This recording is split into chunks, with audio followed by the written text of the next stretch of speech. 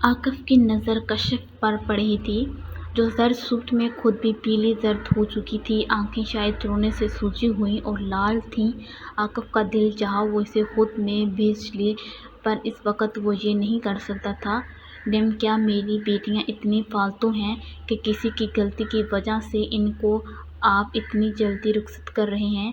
کیوں بابا، میں مرا تو نہیں تھا، زندہ ہوں ابھی۔ عاقف کشف کو اگنور کرتے ہوئے باپ کی بات پر غصے سے چیخا تھا۔ بس کر دو عاقف، مجھے یہی ٹھیک لگا تھا، اسی لیے میں نے یہی کیا ہے، اور یہ فیصلہ میرے بالکل ٹھیک ہے۔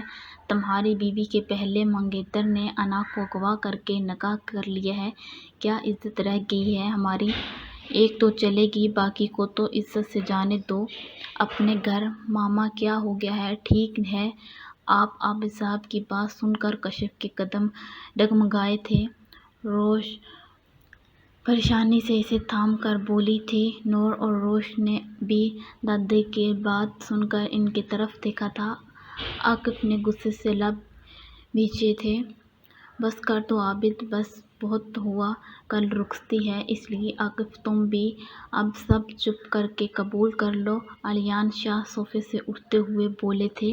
چلو کشف تم بھی ہمارے ساتھ۔ الیان شاہ کشف کی طرف دیکھ کر بولے تھے، جو منہ پر ہاتھ رکھ کر خود کو رونے سے باز رکھے ہوئے تھے۔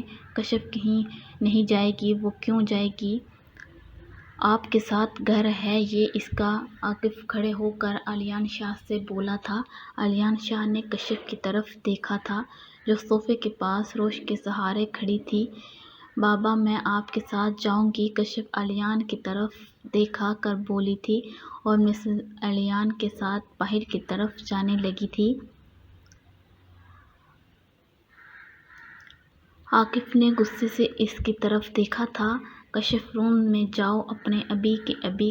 عاقف غصے سے پیچھے سے سرد لہجے میں گرایا تھا۔ کشف لب بھیجے مسز الیان کے ساتھ جانے لگی تھی۔ بابا کی جان معاف کر دو بس۔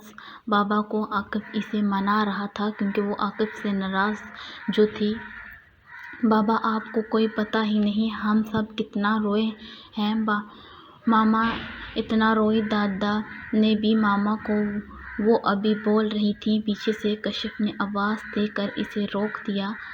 بس بہت ہوا، بابا سے بات کر کے ناشتہ کرو، اپنا سارا شکوہ دور کر لو آج۔ کشف اسے بول کر وہاں سے کچن کی طرف چلی گئی تھی۔ عاقف نے دیکھا تھا اس کی آنکھوں ابھی بھی سوجی ہوئی تھیں رونے کی وجہ سے۔ عاقف نے اسے ایک نظر دیکھا تھا، پھر سے روش سے باتیں کرنے لگا تھا۔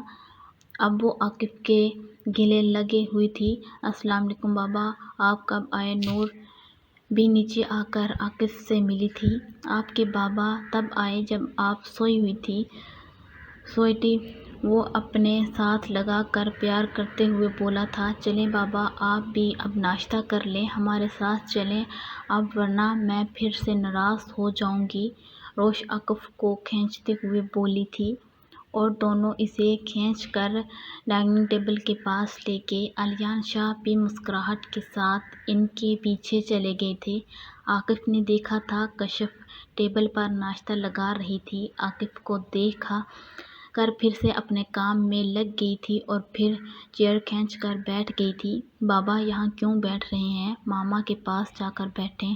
روش عاقف کا ہاتھ پکڑ کر اسے کشف کے ساتھ والی چیئر پر بٹھا کر آئی تھی، اور پھر خود آ کر نور کے ساتھ بیٹھ گئی تھی۔ ناشتہ کرو ٹھیک سے؟ کشف کا چائے کا کپ اٹھاتے ہوئے دیکھا کہ عاقف آہستہ آواز میں بولا تھا کہ اس کی آواز کشف کے علاوہ کسی دوسرے تک نہیں پہنچ سکی۔ کشف اسے بنا کوئی جواب دیے چائے پی کر جلدی سے وہاں سے اٹھ کر چلی گئی تھی۔ سب نے اسے جاتے دیکھا تھا، پر کس نے کوئی بات نہیں کی تھی۔ عاقف بھی اپنا ناشتہ چھوڑ کر اس کے پیچھے گیا تھا۔ کیا مسئلہ ہے تمہارے ساتھ؟ کیوں تماشا بنا رہی ہو ہر چیز کا تم؟ کشف جو کمرے میں آئی تھی، خود کو مصروف کرنے کے لیے الماری کی طرف بڑھی تھی۔ پیچھے سے آ کر عاقف اسے الماری کے ساتھ لگا کر بولا تھا، مجھے آپ سے کوئی بات نہیں کرنی، پلیز جائیں یہاں سے۔